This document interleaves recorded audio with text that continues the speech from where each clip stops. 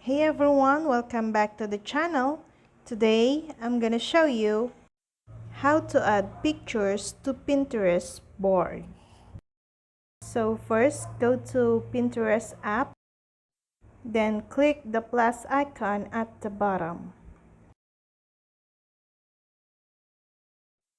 Then click Pin. Click Allow, and you will select a picture you want to upload on your Pinterest. Then click on Next.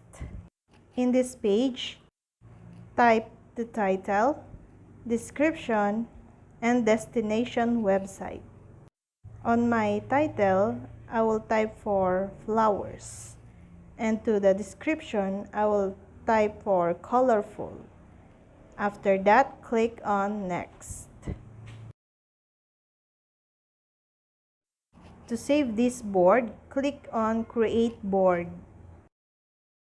Then type your first board or pick one of these at the bottom. But for me, I will pick on Place to Visit. Then click Create.